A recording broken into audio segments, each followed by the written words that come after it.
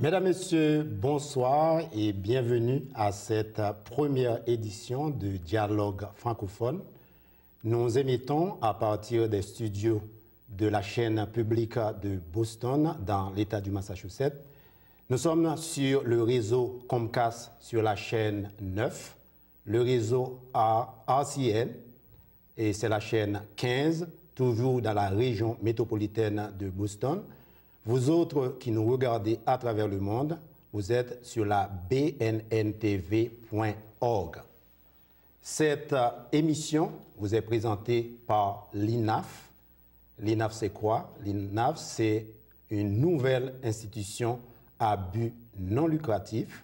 C'est l'Institut haïtiano-américain de la francophonie, dont la principale mission, c'est de préserver et de promouvoir la langue française, la culture francophone également des populations qui vivent en Nouvelle-Angleterre, en particulier, mais également, je dirais, aux États-Unis. Aujourd'hui, c'est la première composante de l'INAF avec cette émission qui sera diffusée chaque mardi entre 6h et 6h30 à Boston. Mais cette émission sera également reprise dans d'autres villes de l'État du Massachusetts.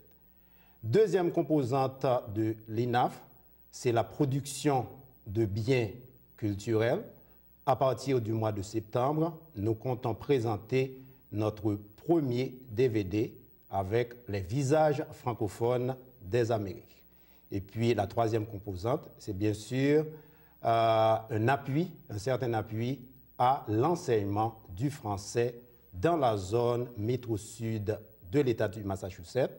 Comme vous le savez, depuis le terrible tremblement de terre qui a secoué Haïti l'année dernière, nous avons pas mal d'élèves haïtiens qui arrivent d'Haïti, mais malheureusement, à un moment où ces enfants arrivent dans le système américain, on assiste à des coupures budgétaires, et généralement aux États-Unis, quand il y a des problèmes budgétaires dans les systèmes éducatifs, la première langue qui va, malheureusement, c'est le français.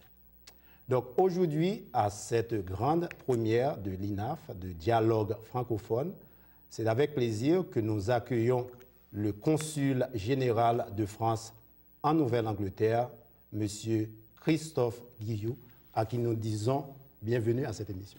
Merci beaucoup, merci pour votre accueil et je voudrais profiter de cette occasion pour vous adresser à vous ainsi qu'à tous vos auditeurs le meilleur succès pour cette émission, cette première émission en direct dans l'espace francophone à Boston et au-delà. Et pour tous ceux qui regardent cette émission, disent « Ah bon, et un consul français ?» Ah oui, c'est la France maintenant fait l'actualité, mais avant de parler de l'affaire DSK, je vais vous donner l'opportunité de vous présenter brièvement à ceux-là qui écoutent l'émission. Alors, donc je m'appelle Christophe Guillou, je suis en poste à Boston comme consul général depuis un peu moins de 2 ans. Je suis arrivé en août 2009. Je suis un diplomate de carrière. Je suis spécialiste du monde arabe. J'ai intégré le ministère des Affaires étrangères en tant qu'arabisant. Je suis ici dans une circonscription au-delà de Boston qui couvre l'essentiel de la Nouvelle-Angleterre, les 5 États que sont le Maine, le Vermont, le New Hampshire, le Massachusetts et le Rhode Island. Et je couvre une communauté française d'environ 9000 personnes qui sont enregistrées dans notre consulat général. Mais au-delà des 9000, on imagine qu'il y en a entre 12 000 et 13 000 Français répartis sur ces 5 États. Donc, ma tâche essentielle, c'est de m'occuper de cette communauté française, mais j'ai bien entendu d'autres activités au-delà. Mais quand on dit Nouvelle-Angleterre dans le nord-est des États-Unis, c'est en principe l'une des régions les plus importantes pour la francophonie aux États-Unis. Alors, c'est effectivement une région très importante, très riche historiquement, puisque c'est une région qui est limitrophe avec le Canada. Et comme vous savez, il y a eu au fil de l'histoire des échanges très, très riches entre essentiellement le Québec et cette région du nord-est des États-Unis. À titre d'exemple, le Vermont, c'est un État américain dont le nom provient bien entendu de son histoire française. Il y a les villes comme Montpellier. Exactement, Vermont, c'est les vertes montagnes qui ont été découvertes par les premiers explorateurs. Donc il y a une tradition et des échanges extraordinairement importants entre cette région-ci et le monde de l'espace francophone. Dans le New Hampshire, qui est un État au nord du Massachusetts, on estime qu'environ un tiers de la population de New Hampshire est d'origine francophone. Juste avant de présenter les différentes sections du Consulat général de France en Nouvelle-Angleterre, et l'affaire Dominique Strauss-Kahn, depuis samedi dernier, c'est l'actualité sur le plan international. Le directeur général du Fonds monétaire international, actuellement écroué dans une prison de New York, accusé de viol, de séquestration. Vos premières réactions? Mes premières réactions... Samedi dernier. Depuis samedi soir, effectivement, nous avons vu que le directeur général du Fonds monétaire international, qui est un personnage public français, puisque c'est un ancien ministre, a été arrêté par la police. Il a été présenté devant un juge. Une demande de liberté conditionnelle a été présentée par ses avocats. Cette demande, pour l'instant, a été rejetée. Il est incarcéré en attendant d'être présenté devant le juge à nouveau vendredi prochain, c'est-à-dire dans 3 jours. Moi, je n'ai aucun commentaire à faire sur cette affaire. Nous faisons entièrement confiance à l'impartialité et à l'indépendance de la justice américaine. Mes autorités se sont pourtant assurées qu'il avait droit et que mon collègue et homologue à New York pouvait exercer son devoir de protection consulaire comme on le fait à l'égard de tous les citoyens français qui peuvent être en difficulté de par le monde. L'idée, c'était uniquement de s'assurer qu'il avait droit à une défense et qu'il pouvait consulter ses avocats et qu'il était détenu dans des conditions satisfaisantes, ce qui est le cas. Mais au début, on a évoqué l'immunité diplomatique, donc ce n'est pas le cas pour Dominique Strauss-Kahn puisqu'il n'était pas en voyage, et, à ce qu'il paraît, pour le Fonds monétaire international et à New York. Alors, d'après ce que je comprends, l'immunité diplomatique, ce n'est pas une immunité diplomatique qui lui est conférée par l'État français. C'est une immunité diplomatique qu'il reçoit de par ses fonctions dans une organisation internationale. Je comprends qu'effectivement, l'immunité diplomatique, en tant que fonctionnaire, en tout cas en tant qu'agent du Fonds monétaire international, ne lui est pas reconnue dans la mesure où visiblement il n'exerçait pas ses activités à titre, va-t-on dire, professionnel. Donc il ne peut pas s'abriter derrière l'immunité diplomatique pour éviter de répondre aux accusations de la justice américaine. C'est tout sur l'affaire DSK. Maintenant, venons-en à parler du Consulat général de France en Nouvelle-Angleterre, les différents départements. Qu'est-ce que vous faites exactement dans la région? Alors, ma première priorité, c'est de venir en aide à la communauté française. Je viens juste de vous rappeler les chiffres, c'est environ 9000 Français, dont les 2/3 habitent dans le Grand Boston. Donc, c'est leur fournir toute une palette de services administratifs, passeport, carte d'identité, état civil, etc. Deuxième priorité du Consulat général, c'est animer et faire vivre la diversité culturelle française en Nouvelle-Angleterre. Donc, une des dimensions importantes est bien entendu la promotion de la francophonie. L'un va souvent avec l'autre. Troisième priorité, c'est favoriser les échanges scientifiques entre cette région et la France. Comme vous le savez, la Nouvelle-Angleterre, Boston, est un endroit unique au monde par la richesse et la concentration de ces universités et de ces instituts d'enseignement, qu'il s'agisse du secondaire ou du supérieur.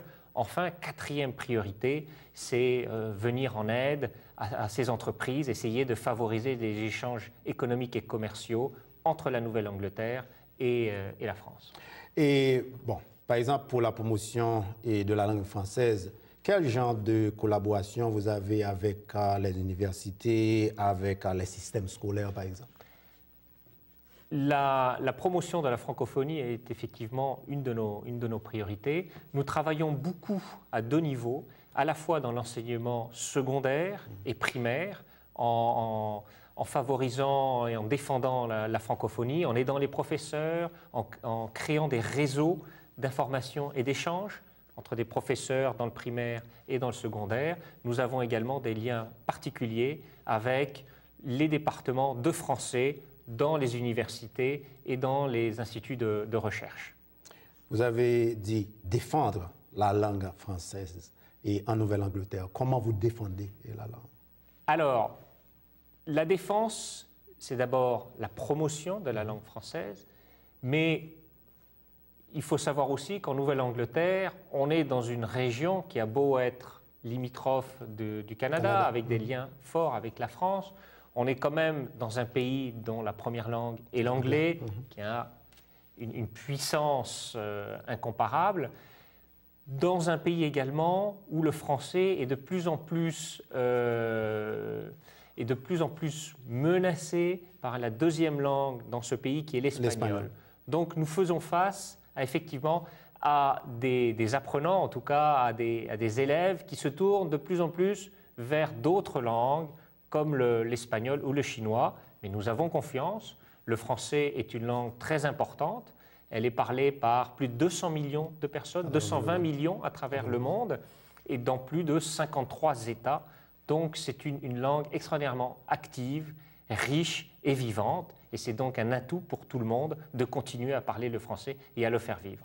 Mais par exemple, quand le français, la langue, est menacée, quand on effectue des coupes budgétaires, que ce soit au niveau secondaire ou bien au niveau universitaire, comment vous intervenez pour défendre la langue?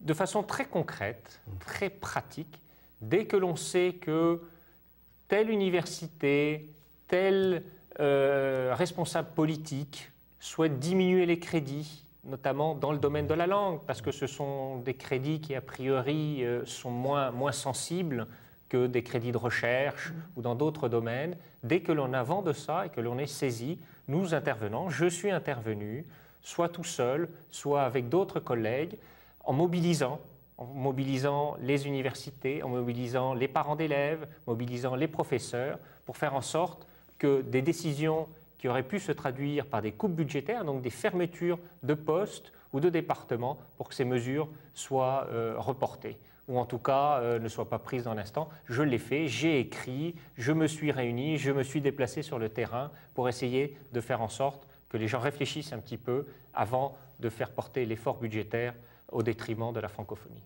Il y a également 3 districts scolaires au niveau de l'État du Massachusetts, Milton notamment, là où le français n'est pas enseigné en tant que langue étrangère. Est-ce que vous pouvez, pour ceux-là qui regardent l'émission à travers le monde, est-ce que vous pouvez expliquer comment ça fonctionne au niveau de ces systèmes scolaires, là où le français, comme à Milton, n'est pas enseigné comme une langue étrangère? Il y a des cours de mathématiques, des cours d'histoire qui sont donnés en français. Alors effectivement, l'enseignement du français, il peut se faire soit comme une langue étrangère, c'est-à-dire que les élèves sont dans des établissements, dans des lycées, dans des collèges, où l'enseignement est donné en anglais et on apprend une première langue ou une deuxième langue étrangère, dont le français. L'expérience de Milton, dont vous faites référence, c'est une école, un établissement d'immersion. C'est-à-dire que la scolarité, elle n'est pas donnée en anglais avec 3 ou 4 heures d'enseignement en français, mais l'enseignement est donné en français. Les différentes matières sont choisies en français. C'est donc un exemple extraordinaire qui montre la vitalité de la présence et de l'importance de la culture française et francophone dans la région. Milton, c'est un établissement de plusieurs centaines d'élèves qui est situé dans le sud de Boston.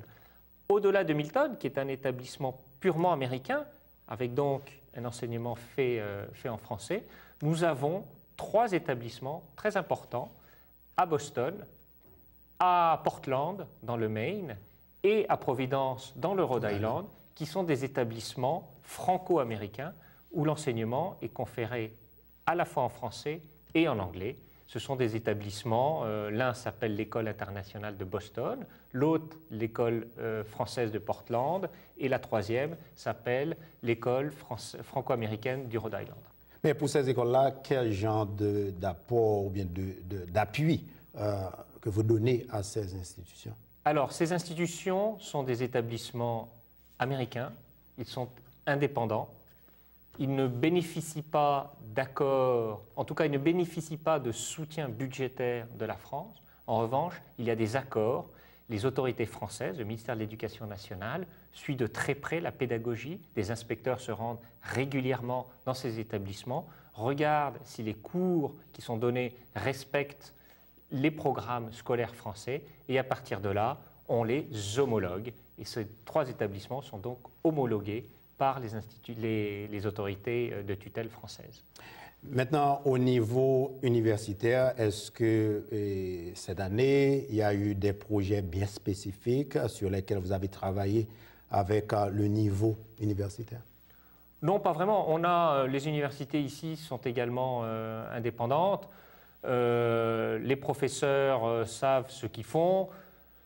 Vous avez des cours de littérature en français, vous avez un certain nombre de domaines, des chercheurs, par exemple, très précis. Je pense à des programmes notamment au MIT, où vous avez des chercheurs et une sensibilité française qui s'exprime. C'est aussi de la francophonie, mais ce n'est pas du pilotage, en tout cas en ce qui nous concerne, ce n'est pas du pilotage de programme. Vous suivez Dialogue francophone sur la chaîne 9. Et le réseau de Comcast, la chaîne 15, c'est RCN à Boston. Vous êtes également sur bnntv.org. Nous allons observer une pause. Je vous reviens dans quelques instants, toujours avec notre premier invité, le consul général de France en Nouvelle-Angleterre, M. Christophe Guillot. Glucose plus oxygen. I'd like to pass them back to you now. For chem two types of endoplasmic reticulum with ribosome. Is it 3 o'clock already? And without. Copy of the skeletal anatomy notes. For chem cycle Wednesday. Chem two velocity access skeletal anatomy Thursday. The lobes of the cortex. She's got the drive, Cranial volume. the energy, Frontal, parietal, the heart, occipital, and the talent. cortical, motor output. Pre-med. But she wouldn't be here Evolutionary development. without your help. Please support the United Negro College Fund, because a mind is a terrible thing to waste. Syllabus for two. Vous suivez Dialogue francophone sur le réseau public de Boston, chaîne 9 et Comcast, et puis la chaîne 15, c'est sur le réseau RCN ici à Boston. Et vous êtes également sur bnntv.org, vous autres qui nous regardez à travers le monde. Et en parlant de la collaboration entre le consulat et les universités, par exemple cette année, est-ce qu'il y a eu des projets bien spécifiques sur lesquels vous avez travaillé avec certaines universités? Alors, nous avons un certain nombre de partenariats privilégiés avec plusieurs universités. Vous voulez des exemples? Nous avons par exemple l'année dernière organisé avec Northeastern University, qui est une grosse université ici à Boston, une très belle exposition de caricaturistes mondialement célèbres. Et nous avons fait venir à cette occasion Plantu, qui est un caricaturiste qui a la première page dans le monde depuis des années.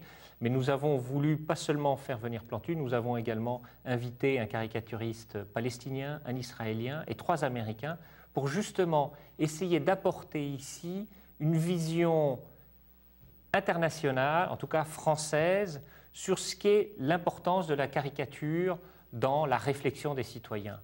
Il y a très peu de journaux dans le monde, et je crois que le journal Le Monde est le seul, qui publie en première page une caricature. Ce sont souvent des photos. Vous êtes sûr, et même la Belgique? Je ne pense pas. Visiblement, en tout cas, des journaux de portée internationale, il n'y a aujourd'hui que le quotidien Le Monde qui le fait. Les caricaturistes, en général, sont reportés dans plutôt les pages d'analyse et d'opinion. La caricature, c'est aussi quelque chose d'extraordinairement sensible. Donc voilà, on a voulu apporter ce débat, cette réflexion ici à Boston, dans une université, sur un sujet qui est plutôt francophone. Hein. Vous avez parlé de la Belgique. Vous savez que les Belges sont particulièrement doués en matière de bande dessinée. Les Français également. En tout cas, c'est important d'apporter ça dans un public qui est plutôt anglo-saxon. Deuxième dimension en matière de francophonie, ce sont tout ce que l'on fait pour faire vivre la francophonie ici. Cette année, j'ai présidé le comité des consulats généraux pour faire vivre la francophonie pendant 3 semaines. Nous avons donc organisé pour la première fois le premier festival du film francophone qui s'est déroulé au MFA, un grand musée de Boston, le Museum of Fine Arts. Et c'est la première fois également, sous notre présidence, que nous avons inclus le Vermont parmi les États qui participaient à ces manifestations. Nous avons fait une très belle manifestation dans la deuxième ville, la première ville, mais qui n'est pas la capitale du Vermont, à Burlington. Tout récemment, a séjourné dans la région la ministre de l'Éducation supérieure et de la Recherche en France, Mme Pécresse. Au cours de cette visite, elle avait donné une conférence à Harvard pour parler de l'importance de la recherche et surtout les réformes qui ont été opérées au cours de ces 2 dernières années. Pourquoi une certaine priorité pour la France de resserrer les liens avec les universités américaines? Comme vous le savez, c'est vraiment une des priorités, un des chantiers probablement les plus importants qui a été lancé par le président de la République, Nicolas Sarkozy, depuis son élection. Ce chantier vise à autonomiser, à rendre autonomes les universités. Jusqu'à présent, dans le système d'enseignement supérieur en France, les universités étaient un peu le parent pauvre de l'enseignement supérieur, puisqu'en France, on a un système un peu particulier où vous avez d'un côté les universités, mais de l'autre, et ce qui est souvent plus prestigieux, les grandes écoles. Et donc les universités étaient un peu les laissés pour compte, les abandonnés du système de production intellectuelle en France. On s'est aperçu que les universités avaient un rôle irremplaçable à jouer, puisque c'est là que se fait l'innovation, c'est là que se fait la recherche, pas tellement dans les grandes écoles. Donc le président de la République, il y a 4 ans, a dit qu'il faut renforcer l'importance d'une université, et c'est pour ça que Mme Pécresse est venue ici, pour voir un petit peu comment ça se passe, quels sont les exemples dont on peut s'inspirer en France pour rendre de la puissance aux universités, comme c'est le cas aux États-Unis. Et finalement, à la suite de cette visite, particulièrement, elle a eu l'opportunité de rencontrer la présidente de MIT. Est-ce qu'il y a actuellement en cours certains programmes de coopération entre l'une des plus grandes universités aux États-Unis, MIT, et universités ou bien des universités en France? La visite de Mme Pécresse a permis de renforcer encore le partenariat entre le MIT et le Centre national de la recherche scientifique, puisque nous allons conclure ça dans les semaines qui viennent, nous allons conclure un accord entre le MIT et le CNRS pour mettre en place une unité mixte internationale. Ce sont des équipes, des chercheurs français du CNRS qui viennent travailler au MIT, et par réciprocité, par symétrie, nous aurons des chercheurs du MIT qui viendront travailler en France sur des projets conjoints. Mais est-ce que c'est décidé entre les universités ou bien est-ce qu'il y a intervention, dans ce cas-là, de l'État et sur des domaines bien spécifiques? Alors, pour ce qui relève de la partie américaine, l'université est totalement autonome. Elle ne relève pas des autorités américaines, en tout cas là-dessus. Donc c'est une décision du MIT. Côté français, ce projet a été lancé il y a un peu moins d'1 an avec la visite du patron, du directeur général du CNRS, du Centre national de la recherche scientifique. C'est lui qui est venu, qui a vu comment on pouvait essayer d'envisager les choses et qui a lancé le mouvement qui devrait permettre d'aboutir à une signature d'ici quelques semaines. En quelques secondes, et M. Guillot, la présence française au niveau industriel dans la région. Nous avons environ 150 entreprises françaises actives dans la région. Les plus importantes? Nous avons des grandes entreprises. Nous avons par exemple Dassault Systèmes, qui est le leader mondial du logiciel et de la conception assistée par ordinateur. Nous avons, qui recrute, qui est le leader mondial, qui a décidé de transférer à Boston son siège pour les États-Unis. Nous avons une grande entreprise, Saint-Gobain, qui est une entreprise qui fabrique du verre, mais pas seulement du verre, qui existe depuis plus de 300 ans. Ça a été créé à l'époque de Louis XIV et qui a l'une de ses équipes de recherche basée dans la région. On vient d'acquérir Sanofi, qui est une entreprise, un laboratoire pharmaceutique français, vient d'acquérir Genzyme pour 20 milliards de dollars et qui renforce donc là aussi son implantation aux États-Unis et en particulier à Boston. Donc nous avons toute une palette d'entreprises françaises.